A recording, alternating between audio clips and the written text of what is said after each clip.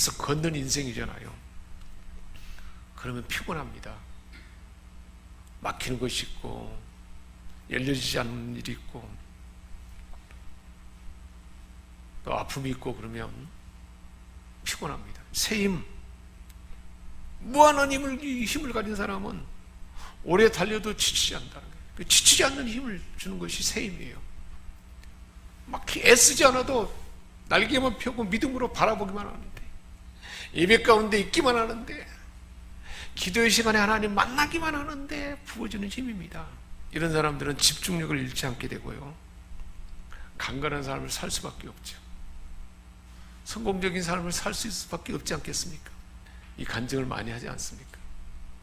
자기 힘을 의지했더니 처음에 잘 되는 것 같더니 잘 되지 않아서 쫄딱 망해서 철저하게 하나님만 바라고 자기를 내려놓고 자신을 부인했더니 그로부터 하나님이 새 힘을 부어줬는데 상상할 수 없는 하나님의 힘이 공급되어서 지치지 않는 삶을 산다라고 고백하고 있지 않습니까? 철저하게 예배로 하나님을 가까이 만나고 기도에 무릎을 꿇었더니 하나님을 앙망했더니 그 힘이 부어졌다라고 간증하고 있지 않습니까? 물리적인 힘이 아닙니다. 자연스럽게 솟아나는 힘이었습니다. 베드로가 안진병이를 일으킬 때 베드로 안에 부어져 있는 하나님 주신, 예수님이 주신 새 힘이었습니다. 탈진했던 엘리야가 그 엘리야에게 부어진 새 힘입니다. 모세에게 부어졌던 하나님의 지팡이에 나타난 새 힘입니다. 어떤 사람에게 이 힘이 부어진다고 말하고 있습니까?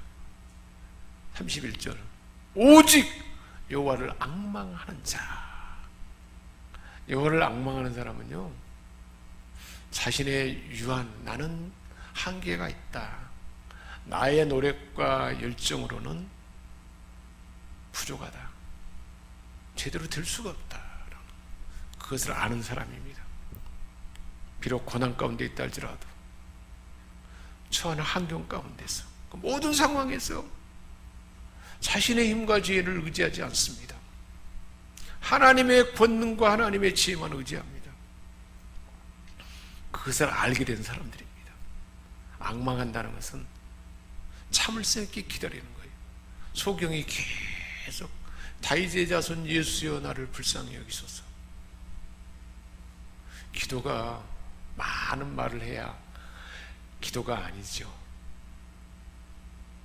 우리 한번 그렇게 기도해 봅시다. 하나님 아버지, 나를 불쌍히 여겨 주옵소서. 나를 불쌍히 여겨 주옵소서. 이 기도만 하면 되는 거예요. 하나님, 나를 불쌍히 여겨 주옵소서. 30분 이상 철박한 마음으로 새 힘을 주실 하나님 앞에, 하나님, 나를 불쌍히 여겨 주옵소서. 하나님의 존귀한 상속자인데 하나님 부어주신 새 힘을 제대로 받지 못하고 살아가는 나를 불쌍히 여겨 주옵소서. 그렇게 하나님 앞에 그 힘이 부어지는 것을 느낄 때까지 그렇게 기도하는 것입니다. 그게 여호와를 앙망하는 것입니다. 하나님만 바라보는 것입니다. 볼 수 없던 소경이 예수님을 만나 소리지르며 따라오는 그 마음입니다. 혈루증 여인이 기력이 세어진 그 가운데 있는 힘을 다하여, 남은 힘을 다하여 옷자락을 만지고 다가가면 사람들이 에워싸서 가지 못합니다. 또 가면 또 밀쳐서 가지 못합니다. 마지막 죽을 힘을 다하여 달라갔지 않겠습니까? 만져야만 산다라는 그 마음으로 온 힘을 다해서 나머지 남아있는 죽을 힘을 다하여 만지는 그 힘입니다. 사랑하는 여러분, 그 열망이 언제 있었던 것 같습니까? 그 열망이 있어야 된다는 거예요. 그래서 우리 믿음의 선조들은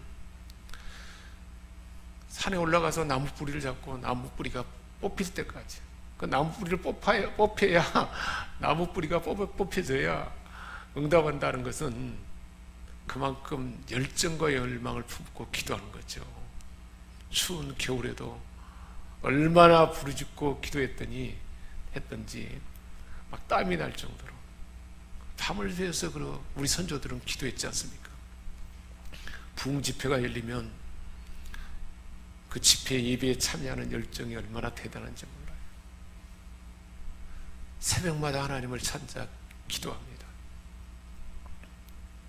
금요 추려 기도에 참여합니다.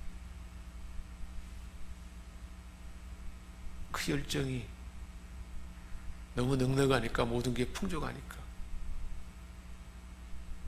나의 지금 공고한 모습은 보지 못하고 그 마음이 없기 때문에 앙망하는 마음이 없지 않겠습니까? 우리에게 부어진 예배만이라도 이 열망을 품고 찾아 나오는 거죠. 오늘 예배에 반드시 내가 앙망하는 가운데 새 힘을 받으리라.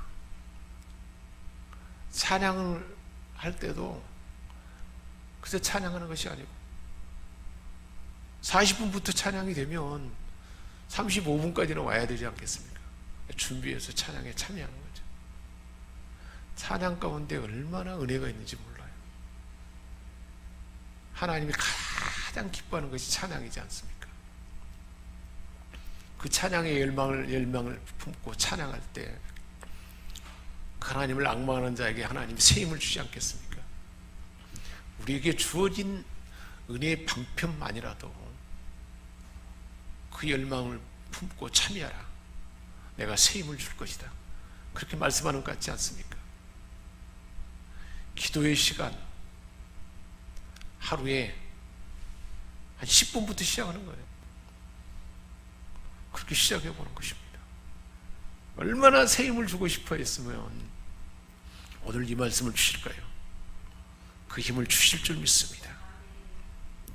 시편 42편 11절에 내 영혼아 내가 어찌하여 낙심하며 어찌하여 내 속에서 불안하는가. 우리 많은 사람들이 낙심하고 불안해하고 두려워하고 염려하는 일은 많습니다. 다윗도 그랬어요. 그러면서 너는 하나님께 소망을 두라. 그가 나타나심으로 말미암아 내가 여전히 하나님을 찬송하리로다.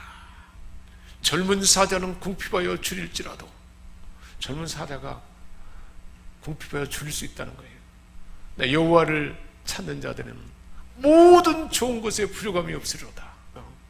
전능하신 하나님이 부어줄 수 있는 모든 것이 있는데 필요가 얼마나 많은데 그 하나님을 찾지 않는다는 거예요. 젊은 사자는 궁핍하여 줄일지라도 여호와를 찾으면 모든 좋은 곳에 부족함이 없다고 그랬습니다.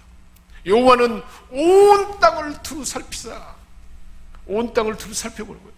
전심으로 자기에게 향하는 자에게 하나님을 향하는 자에게 능력을 베푼다고 했습니다. 얼마나 하나님은 그 사랑하는 백성들에게 능력을 주시고 새 힘을 주시고 좋은 것에 부족함이 없도록 주시기를 원하는지 몰라요. 다 준비하고 기다리는데 찾지 않는 거죠. 바라지 않는 것입니다. 여호와께서 자기 백성에게 힘을 주시며 시편 29편 11절에 3주 전인가 주신 말씀이잖아요. 자기 백성에게 평강의 복을 주시로다. 시편 138편 3절에 내가 간구하는 날에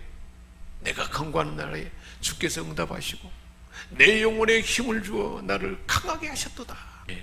모세가 하나님의 지팡이를 든 후에 그 삶이 얼마나 달라졌는지 몰라요. 스스로 모든 왕궁에서 배운 학식과 지도력과 그 모든 것으로 하려고 했을 때는 실패자가 되고 살인자가 돼서 도망자가 되었습니다. 근데 무기력해서 모든 자기 힘이 빠졌을 때 하나님이 새 힘을 주니까 하나님의 지팡이로 40년 동안 80년 동안은 자기에게 역량은 갖춰졌지만 스스로 하려고 했을 때는 제대로 힘이 없었어요.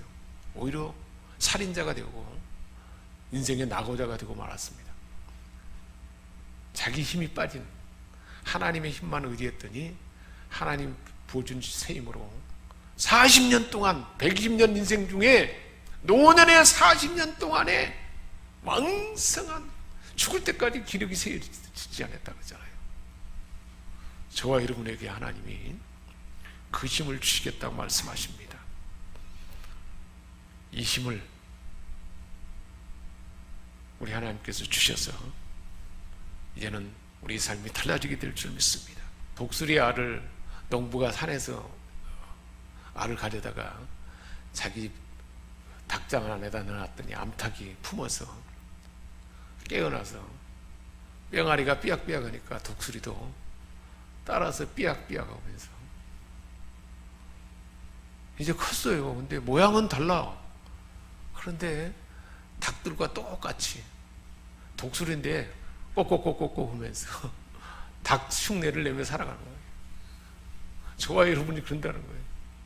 독수리인데 날개만 펴면 힘이 솟아나는데 하나님을 신뢰하는 믿음이 없이 그 믿음으로 하나님을 앙망하는 그 마음이 없기 때문에 닭으로 살아간다는 거예요.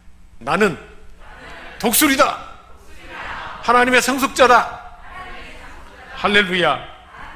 새 힘을 부어줄 줄 믿습니다.